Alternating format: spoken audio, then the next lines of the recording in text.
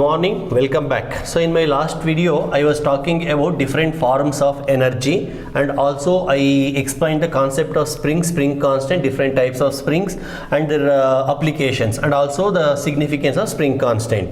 So ಇಷ್ಟೆಲ್ಲ ಹೇಳಿದ ಮೇಲೆ ಈಗ ಮುಂದಕ್ಕೆ ಹೋಗೋಣ. ನೆಕ್ಸ್ಟ್ ಹೆಡ್ಡಿಂಗ್ ಬಂದ್ಬಿಟ್ಟು ಪವರ್ನ ಎಕ್ಸ್ಪ್ಲೈನ್ ಮಾಡೋ ಮುಂಚಿತವಾಗಿ ಈ ಪರ್ಟಿಕ್ಯುಲರ್ ಪಾರ್ಟನ್ನು ಅಂದರೆ ಎನರ್ಜಿ ಕಾನ್ಸೆಪ್ಟನ್ನು ಕನ್ಕ್ಲೂಡ್ ಮಾಡ್ತೀನಿ. ಸೊ ನಮಗೆ ಇಷ್ಟು ವಿಡಿಯೋಗಳನ್ನು ನೋಡಿದ ಮೇಲೆ ಏನು ಅರ್ಥ ಆಗಿದೆ ಅಂದರೆ ಎನರ್ಜಿ ಅಂದರೆ it is nothing but capacity to do the work.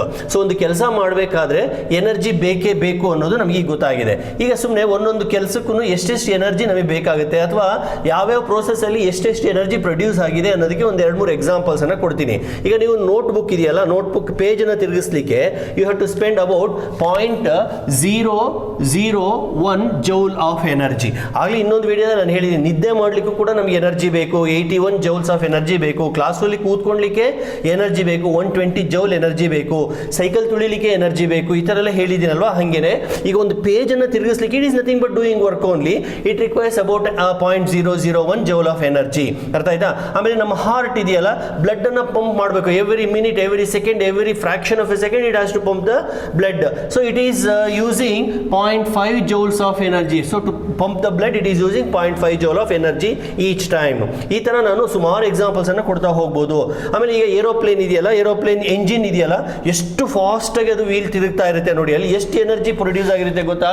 About 10⁹ joule ಅಂದ್ರೆ 100 crore ಜೌಲ್ ಅಂದ್ರೆ 100 ಕೋಟಿ ಜೌಲ್ ಅಷ್ಟು ಎನರ್ಜಿ ಅಲ್ಲಿ ಪ್ರೊಡ್ಯೂಸ್ ಆಗಿರುತ್ತೆ. ಜಸ್ಟ್ ಇಮ್ಯಾಜಿನ್ ಎನರ್ಜಿ ಮ್ಯಾಗ್ನಿಟ್ಯೂಡ್ ಎಷ್ಟಿರ್ಬೋದು ಅಂತ. ಇನ್ನು ಹಿರೋಶಿಮಾ ನಾಗಸಾಕಿ ಮೇಲೆ ಬಾಂಬ್ ಹಾಕಿದ್ರು ಅಂತ ಹೇಳಿದ್ನಲ್ಲ ಸೆಕೆಂಡ್ ವರ್ಲ್ಡ್ ವಾರ್ ಅಲ್ಲಿ ಎಷ್ಟು ಎನರ್ಜಿ ಪ್ರೊಡ್ಯೂಸ್ ಆಗಿತ್ತು ಗೊತ್ತಾ? ಅಬೌಟ್ 10⁸ ಜೌಲ್, ಒಂದ್ರ ಮುಂದಕ್ಕೆ 18 0. ಇದನ್ನು ನಾವು ಸಾವಿರ ಲಕ್ಷ ಕೋಟಿನಲ್ಲಿ ಹೇಳಕ್ ಆಗೋದೇ ಇಲ್ಲ. ಇದೇ ಮೆಟ್ರಿಕ್ ಸಿಸ್ಟಮಿನ ಕಾನ್ಸೆಪ್ಟ್ 10 ಪವರ್ಸ್ ಅಲ್ಲಿ ನಾವು ಹೇಳ್ತಾ ಹೋಗ್ತೀವಿ. 10⁸ ಜೌಲ್. ಹೀಗೆ ನೀವು ಹೇಳ್ಕೊಂತ ಹೋದ್ರೆ ಈಗ ಮಿಲ್ಕಿ ವೇ ಗ್ಯಾಲಕ್ಸಿ ಅಂತ ಇದೆ.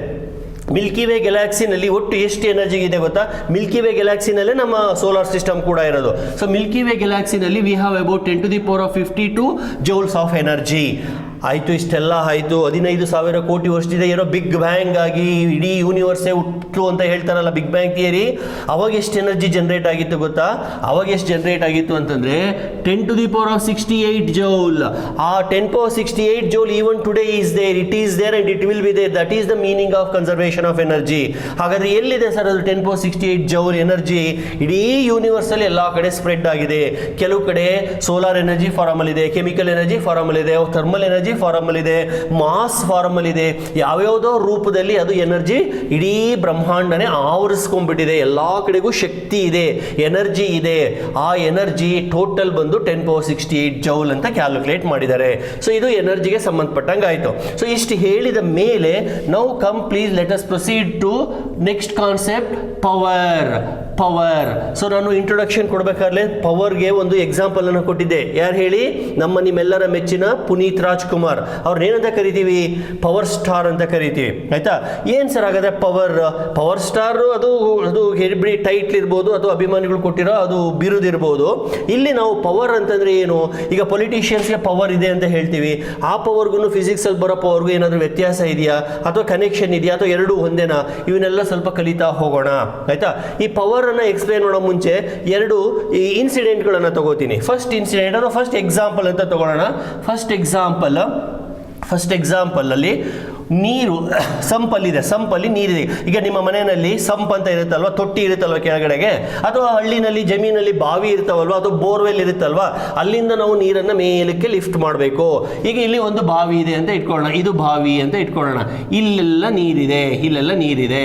ಇದನ್ನ ನಾನು ಇಲ್ಲಿ ನನ್ನ ಮನೆ ಇಲ್ಲಿದೆ, ಇದು ಗ್ರೌಂಡ್ ಫ್ಲೋರ್, ಇದು ರೆಫರೆನ್ಸ್, ಅರ್ತ್ ರೆಫರೆನ್ಸ್, ಇದು ಮನೆ, ಇದು first floor, second floor, third floor. ಇಲ್ಲಿ ವಾಟರ್ ಟ್ಯಾಂಕ್ ಇದೆ, ಇದು ವಾಟರ್ ಟ್ಯಾಂಕ್. ಆಯ್ತಾ?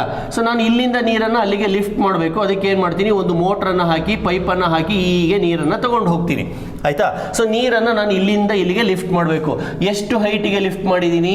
It is totally this much height. So ಇಲ್ಲಿಂದ ನೀರನ್ನು ಲಿಫ್ಟ್ ಮಾಡಿದ್ದೀನಿ. ಆಯ್ತಾ? So work has been done. ಗೊತ್ತಾಯ್ತಾ? Let us say I am lifting 1000 litres of water. 1000 ಲೀಟರನ್ನು ಮೇಲಕ್ಕೆ ಲಿಫ್ಟ್ ಮಾಡ್ತಾ ಇದ್ದೀನಿ ಮನೆಯಲ್ಲಿ ಅಂತ ಅಂದ್ಕೊಳ್ಳಿ.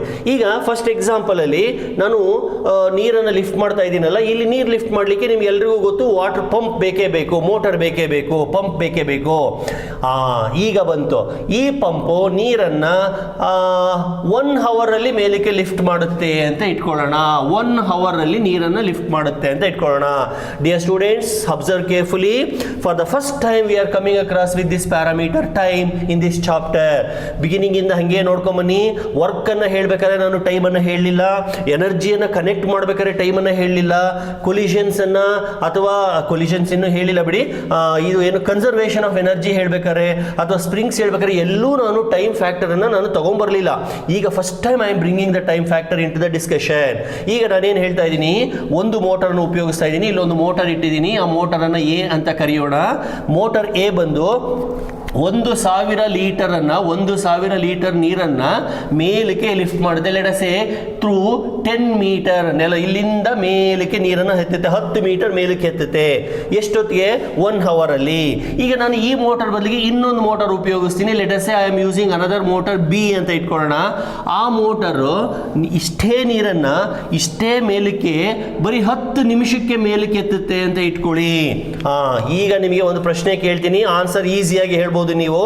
ಈ 2 ಮೋಟರ್ಗಳಲ್ಲಿ ಯಾವ್ಯಾವುದು, ಮೋಟರ್ ಎ ಮತ್ತೆ ಮೋಟರ್ ಬಿ ನಲ್ಲಿ ಯಾವ ಮೋಟರು ನೀರನ್ನು ಬಹಳ ಬೇಗ ಮೇಲಕ್ಕೆ ಎತ್ಬಿಡ್ತು? ಯಾವ್ದು ಹೇಳಿ ನೋಡೋಣ. Yes, you are correct. It is nothing but motor B. B ಇದೆಯಲ್ಲ, ಬಿ ಅನ್ನೋದು ನೀರನ್ನು ಬಹಳ ಬೇಗ ಮೇಲಕ್ಕೆ ಎತ್ಬಿಡ್ತು ಕಂಪೇರ್ ಟು ಎ. ಅಂದ್ರೆ B is doing the same amount of work in the lesser interval of time, lesser duration. So ಈ B ಅನ್ನೋದು 1,000 ಲೀಟರ್ನೇ ಮೇಲಕ್ಕೆ ಎತ್ತಿತು, ಎ ಅನ್ನೋದು ಕೂಡ 1,000 ಲೀಟರ್ನ ಮೇಲಕ್ಕೆ ಎತ್ತಿತು. ಸೇಮ್ ಹೈಟೇ ಅಲ್ಲೂ ಕೂಡ, ಆದರೆ ಅವೆರಡು ತಗೊಂಡಂತ ಟೈಮು ಬೇರೆ ಬೇರೆ. ಇಲ್ಲಿ ವರ್ಕ್ ಆಗಿದ್ದು same amount of work has been done, ಆದರೆ ಟೈಮ್ ತಗೊಂಡಿದ್ದು ಬೇರೆ ಬೇರೆ. ಇದು ಒಂದು ಎಕ್ಸಾಂಪಲ್. ಇನ್ನೊಂದು ಎಕ್ಸಾಂಪಲ್ ಅನ್ನು ತಗೊಳ್ತೀನಿ. ಈಗ ಇಲ್ಲಿ ಒಂದು 100 ಮೀಟರ್ ಲೆಂತ್ ಟ್ರ್ಯಾಕ್ ಇದೆ, 100 ಮೀಟರ್ ರನ್ನಿಂಗ್ ರೇಸ್ ಇದು, 100 ಮೀಟರು. ಇಲ್ಲಿ ಇಬ್ರು ಅಥ್ಲೆಟ್ಸ್ಗಳನ್ನು ನಿಲ್ಸಿದ್ದೀನಿ, ಎ ಅಂತ ಒಬ್ಬ ಮತ್ತೆ ಬಿ ಅಂತ ಒಬ್ಬ, ಆಯ್ತಾ. ಈಗ ಇಬ್ಬರನ್ನು ಓಡಿ ಅಂತ ಹೇಳ್ತೀನಿ, ರನ್ನಿಂಗ್ ರೇಸ್ ಬಿಡ್ತೀನಿ. ಎ ಅನ್ನೋನು ಈ 100 ಮೀಟರನ್ನು 2 ನಿಮಿಷದಲ್ಲಿ ಮುಗಿಸ್ತಾನೆ, ಬಿ ಅನ್ನೋನು 1 ನಿಮಿಷದಲ್ಲಿ ಮುಗಿಸ್ತಾನೆ. ಈಗ ಹೇಳಿ ಯಾರು ಪವರ್ಫುಲ್ಲು? ನೋಡಿ, ಫಸ್ಟ್ ಟೈಮ್ ನಾನು ಯೂಸ್ ಮಾಡ್ತಾ ಇದ್ದೀನಿ ವರ್ಡನ್ನು. Who is powerful? B is powerful. ಯಾಕೆ? Is able to execute the work, is able to cover the distance in a shorter interval of time and is the winner. So ಇಲ್ಲಿ power ಅಂತ ನಾನು ಹೇಳಬೇಕಾದ್ರೆ ಬರೀ work ಅನ್ನು ತಗೊಳ್ಳೋದಿಲ್ಲ, ವರ್ಕಿನ ಜೊತೆಗೆ time ಅನ್ನು ಕೂಡ ತಗೋತೀನಿ. ಸೇಮ್ ಇಲ್ಲಿ ಬಂದಾಗ ಎ ಮತ್ತೆ ಬಿ ನಲ್ಲಿ ಮೋಟರ್ ಬಿ ಇಸ್ ಪವರ್ಫುಲ್. ಇಲ್ಲಿ ಬಂದಾಗ ಈ ಇಬ್ರು ಹುಡುಗರಲ್ಲಿ ಬಿ ಇಸ್ ಪವರ್ಫುಲ್. ಅಂದ್ರೆ ಸೇಮ್ ಅಮೌಂಟ್ ಆಫ್ ವರ್ಕ್ ಇದೆ, ಆದ್ರೆ ಟೈಮ್ ತಗೊಂಡಿದ್ದು ಬೇರೆ ಬೇರೆ. ಕಡಿಮೆ ಟೈಮಲ್ಲಿ ಜಾಸ್ತಿ ವರ್ಕ್ ಅನ್ನ ಎಕ್ಸಿಕ್ಯೂಟ್ ಮಾಡಿದ್ರೆ that person is powerful, that machine is powerful, that engine is powerful ಅಂತ ಹೇಳ್ತೀವಿ. ಅಥವಾ ಜಾಸ್ತಿ ಟೈಮ್ ತಗೊಂಡ್ರೆ ಇಟ್ ಈಸ್ ನಾಟ್ ಪವರ್ಫುಲ್ ಅಂತ ಹೇಳ್ತೀವಿ. ಸೊ ಪವರ್ ಅನ್ನೋದು ಏನನ್ನ ತೋರಿಸುತ್ತೆ? How quickly you execute the work ಅಂತ, how effectively you execute the work, how fast you execute the work ಅಂತ. ಸೊ ಎನರ್ಜಿ ಮತ್ತೆ ಪವರ್ಗೆ ಒಂದು ವ್ಯತ್ಯಾಸ ಏನು? ಎನರ್ಜಿ ಏನನ್ನ ಹೇಳುತ್ತೆ? How much work you are able to do ಅಂತ, ಎಷ್ಟು ಕೆಲಸ ನೀನು ಮಾಡಬಲ್ಲೆ ಅಂತ. ಪವರ್ ಏನನ್ನ ಹೇಳುತ್ತೆ? How quickly you are able to do the work ಅಂತ. ಸೊ ಎಷ್ಟು ಕೆಲಸ ನೀನು ಮಾಡ್ತೀಯ ಅನ್ನೋದು ಎನರ್ಜಿ, ಎಷ್ಟು ಫಾಸ್ಟ್ ಆಗಿ ಮಾಡ್ತೀಯ ಅನ್ನೋದು ಪವರ್. ಇಷ್ಟೆಲ್ಲ ನಾನು ಪವರ್ಗೆ ಹೇಳಿದ ಮೇಲೆ ಈಗ ಡೆಫಿನೇಷನ್ಗೆ ಬರ್ತೀನಿ. ಇದೇ ನನ್ನ ಸ್ಟೈಲ್ ಆಫ್ ಟೀಚಿಂಗ್. ಫಸ್ಟ್ಗೆ ನಾನು ಡೆಫಿನೇಷನ್ ಅನ್ನು ಹೇಳಲ್ಲ, ಈಗ ಕಾನ್ಸೆಪ್ಟ್ ಅನ್ನ ಎಕ್ಸ್ಪ್ಲೇನ್ ಮಾಡಿಬಿಟ್ಟಿದ್ದೀನಿ. ಪವರ್ ಅಂದ್ರೆ ಏನು? ಎಷ್ಟು ಫಾಸ್ಟ್ ಆಗಿ ನೀನು ವರ್ಕ್ ಅನ್ನ ಮಾಡ್ತೀಯಾ, ಎಷ್ಟು ಕ್ವಿಕ್ ಆಗಿ ನೀನು ವರ್ಕ್ ಅನ್ನ ಎಕ್ಸಿಕ್ಯೂಟ್ ಮಾಡ್ತೀಯಾ ಅಂತ. ಸೊ ತುಂಬಾ ಫಾಸ್ಟ್ ಆಗಿ ವರ್ಕ್ ಮಾಡೋದು ಅಂದ್ರೆ ಕಡಿಮೆ ಟೈಮ್ ತಗೊಳ್ಳೋದು ಅಂತ, ನಿಧಾನಕ್ಕೆ ವರ್ಕ್ ಮಾಡೋದು ಅಂದ್ರೆ ಜಾಸ್ತಿ ಟೈಮ್ ತಗೊಳ್ಳೋದು. ಇಲ್ಲಿ ನೋಡಿ, ರನ್ನಿಂಗ್ ರೇಸಲ್ಲಿ ಅವನು ನಡ್ಕೊಂಡು ಹೋಗಿದ್ದಿದ್ರೆ ಅದು ತುಂಬಾ ಟೈಮ್ ತಗೊಳ್ಳೋದು, ಅಂದ್ರೆ ಅವನು ವೀಕ್, ಅವನು ಸ್ಟ್ರಾಂಗ್ ಇಲ್ಲ, ಅವನು ಪವರ್ಫುಲ್ ಆಗಿಲ್ಲ. ಅರ್ಥ ಆಯ್ತಾ? ಅದೇ ನೀನು ಫಾಸ್ಟ್ ಆಗಿ ಓಡಿ ಹೋದ್ರೆ ನೀನು ತುಂಬಾ ಎನರ್ಜೆಟಿಕ್ ಆಗಿದೆಯಾ, ಪವರ್ಫುಲ್ ಆಗಿದೆಯಾ ಅಂತ ಅರ್ಥ ಆಯ್ತಾ. ಸೊ ಈಗ ನೀವು ಜ್ಞಾಪಿಸ್ಕೊಳ್ಳಿ, ನಾವು ಪುನೀತನ ಯಾಕೆ ಪವರ್ ಸ್ಟಾರ್ ಅಂತ ಕರಿತೀವಿ? ಅವರ ಆಕ್ಷನ್ಸ್, ಅವರ ಫೈಟಿಂಗ್, ಅವರ ಡ್ಯಾನ್ಸ್, ಅವರ ಡೈಲಾಗ್ ಡೆಲಿವರಿ, ಅವರ ಲೈವ್ಲಿನೆಸ್, ಎವ್ರಿಥಿಂಗ್ ಈಸ್ ಹೈಲಿ ಎನರ್ಜೆಟಿಕ್. ನೋಡಿದ್ರೇನೆ ಒಂದು ನಮಗೆ ನಾವೇ ಏನೋ ಒಂದು ನಮ್ಮ ಮೈ ಮೇಲೆ ಬಂದಂಗೆ ಅನ್ಸ್ಬಿಡುತ್ತೆ ಅವ್ರು ನೋಡ್ತಾ ಇದ್ರೆ. ಅಷ್ಟು ಎನರ್ಜಿ ತುಂಬಿದೆ, ಅಷ್ಟು ಪವರ್ಫುಲ್ ಆಗಿದ್ದಾರೆ ಅವರು. ಅದಕ್ಕೆ ಅವ್ರನ್ನ ನಾವು ಪವರ್ ಸ್ಟಾರ್ ಅಂತ ಕರಿತಾ ಇದ್ದಿದ್ದು. ಸೊ ಈಗ ವಾಪಸ್ ಬರೋಣ. ಪವರ್ ಅಂದ್ರೆ ಏನು? How quickly are able to execute the work ಅಂತ ಹೇಳಿದೆ. By definition it is W divided by T. So power by definition is defined as work done divided by time taken. ಆಮೇಲೆ ನಿಮಗೆ ಗೊತ್ತು work done is nothing but energy ಅಂತ, therefore you can write it as energy divided by time taken also. ಈಗ wordings ಅಲ್ಲಿ ಬರೆಯೋದು ಹೆಂಗೆ sir? ನಾನು define work done, ನೋಡಿ ಇಲ್ಲಿ ಬರ್ತಾ ಇದೆ statement, work done is nothing, sorry define power, ಇಲ್ಲಿ ಬರ್ತಾ ಇದೆ statement, power is defined as the ratio of work done and time taken. ಅದು ಒಂದು ಆನ್ಸರು.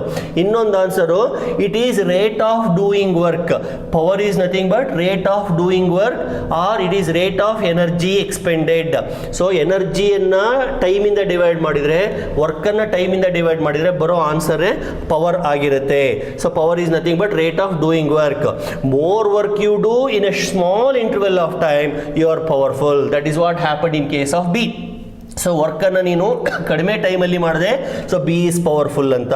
ಇಲ್ಲಿ ಈ ಹುಡುಗ ತುಂಬ ಫಾಸ್ಟಾಗಿ ಹೋದ, ಬೇಗನೆ ಡಿಸ್ಟೆನ್ಸನ್ನು ಕವರ್ ಮಾಡ್ದ, B is powerful.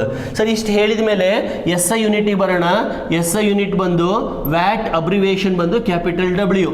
James Watt ಅಂತ ನಾನು ಇಂಟ್ರೊಡಕ್ಟರಿ ಚಾಪ್ಟರ್ ಹೇಳಿದ್ದೆ, ಸ್ಟೀಮ್ ಎಂಜಿನನ್ನು ಕಂಡಿಡಿದ್ನಲ್ಲ, ಅವನ ನೆನಪಿಗೋಸ್ಕರ, ಅವನಿಗೆ ಗೌರವ ಸೂಚಿಸೋಕ್ಕೋಸ್ಕರ, in order to honour him we have his name as unit watt.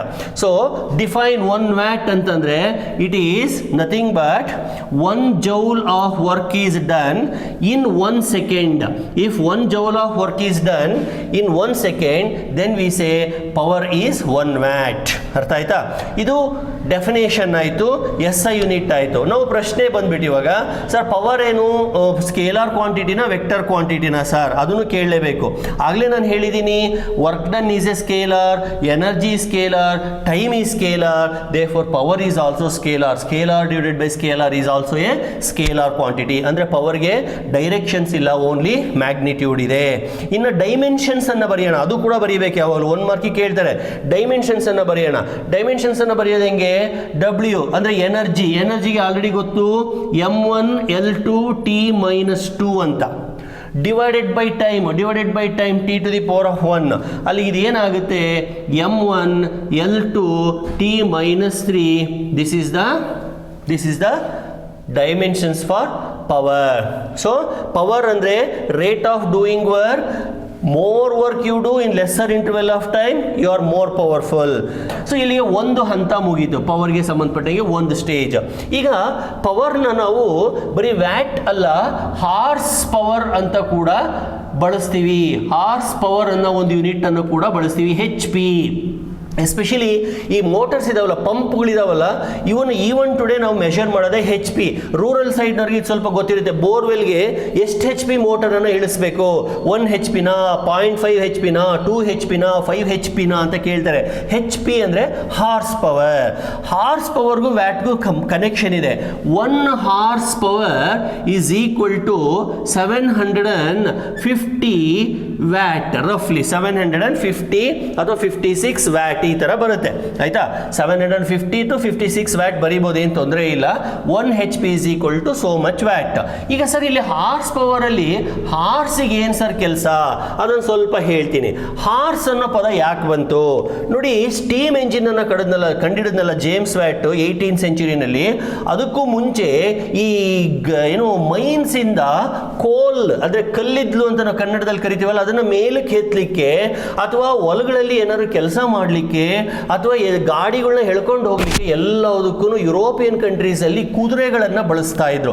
Horse, ಅದರಲ್ಲೂ ಏನು ಡ್ರೇ ಹಾರ್ಸ್ ಅಂತ, ಡ್ರಾಫ್ಟ್ ಹಾರ್ಸ್ ಅಂತ ಒಂದು ತಳಿ, ಡ್ರಾಫ್ಟ್ ಹಾರ್ಸ್ ಅಥವಾ ಡ್ರೇ ಹಾರ್ಸ್ ಅಂತ ಇದು ಒಂದು ಬ್ರೀಡ್. ಇದೀಗ ನಮ್ಮ ಎತ್ತುಗಳಲ್ಲೇ ಬೇರೆ ಬೇರೆ ಥರ ಬ್ರೀಡ್ಸ್ ಇಲ್ವಾ?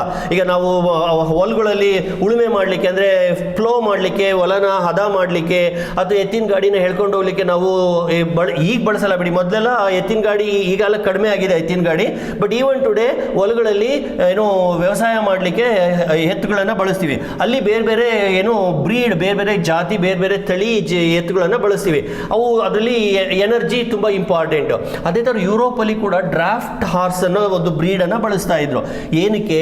To lift the coal or to pull the cart or to plough the field, ಅಂದರೆ ಹೊಲನ ಉಳುಮೆ ಮಾಡಲಿಕ್ಕೆ ಇದಕ್ಕೆಲ್ಲ ಕುದುರೆಗಳನ್ನು ಬಳಸ್ತಾ ಇದ್ರು. ಸೊ ಅಲ್ಲಿ ಕುದುರೆಗಳು ಅಷ್ಟು ಪವರ್ಫುಲ್ ಆಗಿ ಇರ್ತಾ ಇದ್ವು. ಇವನು ಕೆಲವೊಂದು ಕೆಲಸಕ್ಕೆ ಸ್ಟೀಮ್ ಇಂಜಿನ್ ಅನ್ನು ಅವ್ನು ಸಜೆಸ್ಟ್ ಮಾಡಿದಾಗ, ಯಾರು ಜೇಮ್ಸ್ ವ್ಯಾಟ್, ಅಲ್ಲಿ ಇರೋ ಎಲ್ಲ ಲ್ಯಾಂಡ್ ಲಾರ್ಡ್ಗಳು, ಇಂಡಸ್ಟ್ರಿಯಲಿಸ್ಟ್ಗಳು, ಆಮೇಲೆ ಇನ್ನೂ ಯಾರ್ಯಾರೋ ಇರ್ತಾರಲ್ಲ ಕುದುರೆ ಬಳಸ್ತಾ ಇದ್ದಾರೋ ಅವ್ರ ಹತ್ರ ಹೋದ, ನೋಡಿ ನಾನು ಈ ಥರ ಒಂದು ಇಂಜಿನ್ ಕಂಡಿಡ್ದಿದ್ದೀನಿ, ಇದನ್ನು ನೀವು ಉಪಯೋಗಿಸ್ಕೊಳ್ಳಿ, ಇದು ತುಂಬ ಚೆನ್ನಾಗಿ ಕೆಲಸ ಮಾಡುತ್ತೆ, ಎಷ್ಟು ಬೇಕಾದ್ರೂ ಎಳೆಯುತ್ತೆ, ಎಷ್ಟು ಬೇಕಾದ್ರೂ ಕೋಲನ್ನು ಲಿಫ್ಟ್ ಮಾಡುತ್ತೆ, ಎಷ್ಟೊತ್ತು ಬೇಕಾದ್ರೂ ಕೆಲಸ ಮಾಡುತ್ತೆ, ಅಂದರೆ it is able to produce energy ಅಂತ. ಅವಾಗ ಅವ್ರೇನು ಹೇಳಿದ್ರು, ನೋಡಪ್ಪ ನಿನ್ನ ಇನ್ಸ್ಟ್ರೂಮೆಂಟನ್ನು ತಗೊಳ್ತೀವಿ ನಾವು, ಆದರೆ ನಮ್ಮ ಕುದುರೆಗಳು ಕೆಲಸ ಮಾಡ್ತಿದ್ದಾವಲ್ಲ, 1 ಅವರಲ್ಲಿ ನನ್ನ ಕುದುರೆ ಎಷ್ಟು ಕೆಲಸ ಮಾಡುತ್ತೆ, ಅಥವಾ 1 ಡೇನಲ್ಲಿ ನನ್ನ ಕುದುರೆ ಎಷ್ಟು ಕೆಲಸ ಮಾಡುತ್ತೆ, ಆ ಥರ ಕೆಲಸ ನಿನ್ನ ಎಂಜಿನ್ ಮಾಡಬೇಕು. ಈಗ ನನ್ನ ಕುದುರೆ 1 ದಿನದಲ್ಲಿ ಮಾಡೋ ಕೆಲಸನ ನಿನ್ನ ಎಂಜಿನ್ನು 1 ಅವರಲ್ಲೇ ಮಾಡಿದರೆ ಅವಾಗ ನಿನ್ನ ಎಂಜಿನ್ನು ಚೆನ್ನಾಗಿದೆ, ಪವರ್ಫುಲ್ ಆಗಿದೆ ಅಂತ ನಾನು ಅಕ್ಸೆಪ್ಟ್ ಮಾಡ್ಕೋತೀನಿ. ಅದು ಬಿಟ್ಬಿಟ್ಟು ನನ್ನ ಕುದುರೆ ಮಾಡೋ ಕೆಲಸನ ನಿನ್ನ ಎಂಜಿನ್ 3 ದಿನ 4 ದಿನ ಮಾಡಿದ್ರೆ ನನಗೇನು ಪ್ರಯೋಜನ? ಅರ್ಥ ಆಗ್ತಿದೆಯಾ ಕಾನ್ಸೆಪ್ಟು? ಈಗ ನೀವೇನೋ ಒಂದು ಸೇಲ್ ಮಾಡೋಕೆ ಹೋಗ್ತೀರಾ, ಸೇಲ್ ಮಾಡೋಕೆ ಹೋದಾಗ ಅವ್ನು ತಗೊಳ್ಳೋನು ಅಡ್ವಾಂಟೇಜನ್ನು ನೋಡ್ತಾನೆ, ಇದನ್ನು ತಗೊಂಡ್ರೆ ನನಗೇನು ಉಪಯೋಗ ಅಂತ ನೋಡ್ತಾನೆ. ಹಾಗೇನೆ ಅವರು ಕೂಡ ಅಲ್ಲಿದ್ದಂಥ ರೈತರು ಅಥವಾ ಏನೋ ಲ್ಯಾಂಡ್ ಲಾರ್ಡ್ಸ್ ಅಥವಾ ಇಂಡಸ್ಟ್ರಿಯಲಿಸ್ಟ್ ಅವರೆಲ್ಲನ ಕೇಳಿದ್ರು ಜೇಮ್ಸ್ ವ್ಯಾಟ್ಗೆ, ನಿನ್ನ instrument, your instrument, whether it is capable of executing the work what my horse is doing, if it is capable of executing the same amount of work in lesser interval of time, then I will buy your instrument ಅಂತ ಹೇಳ್ಬಿಟ್ಟು ಅವಾಗ ಒಂದು reference ಅನ್ನ ತಗೊಂಡ್ರು. ನನ್ನ ಕುದುರೆ ಎಷ್ಟು power ನಿನ್ನ ಇನ್ಸ್ಟ್ರೂಮೆಂಟಿಗೆ ಇದೆಯಾ? ಅರ್ಥ ಆಯ್ತಾ? Weather your instrument is having as much power as my horse is having, so ನನ್ನ ಹಾರ್ಸ್ ಪವರ್ ನಿನ್ನ ಇನ್ಸ್ಟ್ರೂಮೆಂಟಿಗೆ ಇದೆಯಾ ಅಂತ ಹೀಗೆ ಅವರು ಕಂಪೇರ್ ಮಾಡೋಕೆ ಶುರು ಮಾಡಿದ್ರು.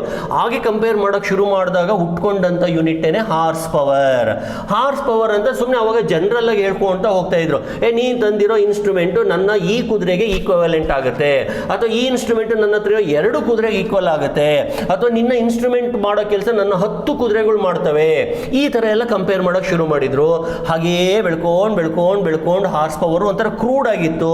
ಆಮೇಲೆ ಇದು ಹಿಂಗಾದ್ರೆ ಸಾಕಾಗಲ್ಲ, ಇದಕ್ಕೊಂದು ಡೆಫಿನೆಟ್ ವ್ಯಾಲ್ಯೂ ಬರೀಬೇಕು ಅಂತ ಹೇಳ್ಬಿಟ್ಟು ಏನು ಮಾಡಿದ್ರು, ಒಂದು ಹೆಲ್ತಿ ಕುದುರೆ, ಡ್ರಾಫ್ಟ್ ಹಾರ್ಸ್ ತುಂಬ ಚೆನ್ನಾಗಿರೋ ಕುದುರೆ, ಒಂದು ಮೈನ್ ಅಂದರೆ ಏನು, ನೆಲದಲ್ಲಿ ಗುಂಡಿಗಳನ್ನ ತೆಗೆದಿರ್ತಾರಲ್ಲ, ಮೈನಿಂದ ಕಲ್ಲಿದ್ಲನ್ನ ಕೋಲನ್ನ ಮೇಲಕ್ಕೆ ಲಿಫ್ಟ್ ಮಾಡಬೇಕು.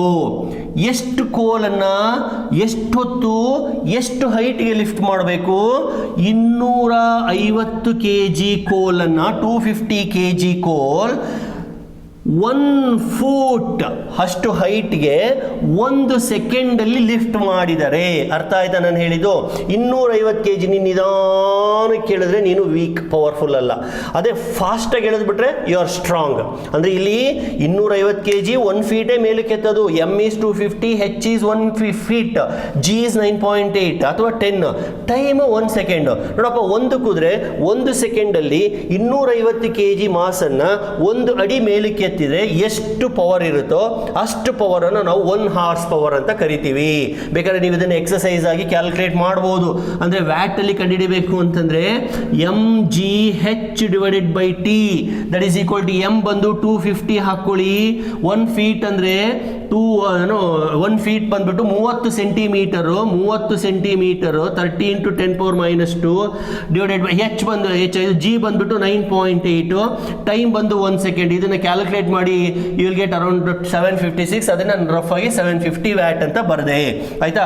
ಅಲ್ಲಿಗೆ 1 HP is equivalent to 756 watt. ಗೊತ್ತಾಯ್ತಾ? ಸೊ HP ಅನ್ನೋದು ಹೆಂಗ್ ಬಂತು? ಕುದುರೆಗಳನ್ನ ಬಳಸಿ ನಾವು ಯೂನಿಟ್ ಅನ್ನ ಬರೀಲಿಕ್ಕೆ ಶುರು ಮಾಡಿದ್ವಿ ಅವಾಗ 18th ಸೆಂಚುರಿನಲ್ಲಿ. ಆಮೇಲೆ ಅದು ಹಂಗೆ ಕಂಟಿನ್ಯೂ ಆಗಿ ಈ ತರ ಬಂತು. 756 ವ್ಯಾಟ್ ಅಂದ್ರೆ ಏನು? 250 kg ಕಲ್ಲಿದ್ಲನ್ನ 1 ಅಡಿ ಮೇಲಕ್ಕೆ 1 ಸೆಕೆಂಡ್ ಅಲ್ಲಿ ಲಿಫ್ಟ್ ಮಾಡಿದ್ರೆ ಎಷ್ಟು ಪವರ್ ಅನ್ನ ನೀವು ಖರ್ಚು ಮಾಡಿದಿರೋ ಅಥವಾ ಎಷ್ಟು ಪವರ್ ಅನ್ನ ಯೂಸ್ ಮಾಡಿದಿರೋ that is nothing but 1 HP ಅಂತ. ಸೊ ಇದಿಷ್ಟು HP ಬಗ್ಗೆ ಆಯ್ತು. ಇಷ್ಟು ಹೇಳಿದ ಮೇಲೆ ಮುಂದಕ್ಕೆ ಹೋಗೋಣ. ಈಗ ಮತ್ತೆ ನಮ್ಮ ಬಾಡಿಗೆ ಬರೋಣ. ನಮ್ಮ ಬಾಡಿನಲ್ಲಿ ಸುಮಾರು ಆರ್ಗನ್ಸ್ ವರ್ಕ್ ಮಾಡ್ತೇವೆ ಅಂತ ಹೇಳಿದ್ನಲ್ವಾ. ಹಾರ್ಟ್ಗೆ ಬರ್ತೀನಿ ಮತ್ತೆ. Heart has to pump the blood ಅಲ್ವಾ. Heart is using nearly 6 watt. 6 ವ್ಯಾಟ್ನಷ್ಟು ಪವರ್ ಅನ್ನು ಯೂಸ್ ಮಾಡ್ಕೊಳ್ಳುತ್ತೆ. ಇನ್ನು ನಮ್ಮ ಬ್ರೈನ್ ತುಂಬ ಯೋಚನೆ ಮಾಡುತ್ತೆ ಅಲ್ವಾ. 16 ವ್ಯಾಟ್ ಬ್ರೈನ್ಗೆ ಪವರ್. ಇನ್ನು ಲಿವರ್ ಇದೆಯಲ್ವಾ, liver is the most active part in our body. ಅದು ನಾವು ತಿಂದಿದ್ದನ್ನೆಲ್ಲ ಡೈಜೆಸ್ಟ್ ಮಾಡಬೇಕಲ್ವಾ, ನಿಯರ್ಲಿ 28 ವ್ಯಾಟ್ನಷ್ಟು ಪವರನ್ನು ಅದು ಕನ್ಸ್ಯೂಮ್ ಮಾಡುತ್ತೆ. ಸೊ ಈ ಎಲ್ಲ ಪವರ್ ಬರಬೇಕು ಅಂತಂದರೆ ನಾವು ಚೆನ್ನಾಗಿ ತಿಂದು ಹೆಲ್ತಿಯಾಗಿರಬೇಕು, ಫಿಟ್ ಆಗಿ ಇಟ್ಕೋಬೇಕು ಬಾಡಿನ. ಗೊತ್ತಾಗ್ತಾ ಇದೆಯಲ್ವಾ? ಸೊ ಇದು ನಮ್ಮ ಹ್ಯೂಮನ್ ಬಾಡೀಸಿಗೆ ಸಂಬಂಧಪಟ್ಟಂಗೆ ಆಯಿತು. ಇನ್ನು ಕ್ಯಾಲ್ಕುಲೇಟರ್, ಈಗ ನಿಮ್ಮ ಕೈನಲ್ಲಿ ಒಂದು ಏನು ಪಾಕೆಟ್ ಕ್ಯಾಲ್ಕುಲೇಟರ್ ಇದೆಯಲ್ವಾ, ಅದು ಸೋಲಾರ್ ಎನರ್ಜಿಯನ್ನು ಉಪಯೋಗಿಸ್ಕೊಂಡು ವರ್ಕ್ ಆಗುತ್ತೆ. ಅದು ಸಣ್ಣ ಸಣ್ಣ ಸೆಲ್ ಆಗ್ತಾರೆ ಅಲ್ವಾ, ಆ ಕ್ಯಾಲ್ಕುಲೇಟರ್ ಎಷ್ಟು ಪವರ್ ಯೂಸ್ ಮಾಡ್ಕೊಳ್ಳುತ್ತೆ ಗೊತ್ತಾ? 0.001 ವ್ಯಾಟ್ನಷ್ಟು ಪವರ್ ಯೂಸ್ ಮಾಡ್ಕೊಳ್ಳುತ್ತೆ. ಈಗ ನಿಮ್ಮ ಮನೆಯಲ್ಲಿ ಬಲ್ಬ್ ಹಾಕಿರ್ತಾರಲ್ಲ, ಬಲ್ಬ್ ಮೇಲೆ ನೋಡಿ 60 ವ್ಯಾಟ್ ಅಂತ ಇರುತ್ತೆ. ಅಂದರೆ it is using 60 watt of power ಅಂತ. ಅಂದರೆ ಅದು ಪವರ್ ಕನ್ಸಂಪ್ಷನ್ ಅಷ್ಟು ಅಂತ. ಅಂದರೆ ಇಲ್ಲಿ ಅಲ್ಲಿ ಬರ್ದಿರೋ ವ್ಯಾಲ್ಯೂ ಏನು ವ್ಯಾಟ್ ಅಲ್ಲಿ ಬರ್ದಿರೋ, it represents how powerful it is, how effectively it can do the work in a given interval of time ಅಂತ. ಆಯ್ತಾ? ಸೊ ಇದು ಪಾಕೆಟ್ ಕ್ಯಾಲ್ಕುಲೇಟರ್ ಬಂದು 0.001 ವ್ಯಾಟ್ ಅಷ್ಟು ಪವರ್ ಅನ್ನು ಕನ್ಸ್ಯೂಮ್ ಮಾಡುತ್ತೆ. ಇನ್ನು ನಮ್ಮ ಸೋಲಾರ್ ಸಿಸ್ಟಮ್ ಸೆಂಟರ್ ಯಾವ್ದು ಹೇಳಿ? Sun produces about 10⁻26 watts of power. So that is the most reliable source of energy, and there you get maximum power output. ಆಯ್ತಾ? ಹೀಗೆ ನಾವು ಪವರ್ ಅನ್ನು ನಾವು ಹೇಳ್ತಾ ಹೋಗ್ತೀವಿ. ಇದೆಲ್ಲ ಬಿಡಿ, ಅಥ್ಲೆಟ್ಸ್, ಈಗ ಪವರ್ ಸ್ಟಾರ್ಗೆ ಮತ್ತೆ ಬರ್ತೀನಿ, ಅದು ಜಿಮ್ ಬಾಡಿ ಅಂತ ಹೇಳ್ತೀವಿ. ಇನ್ನು ಅಥ್ಲೆಟ್ಸ್ ಅಥವಾ ಕಾಮನ್ ಮ್ಯಾನಿಗೆ ಬರೋಣ.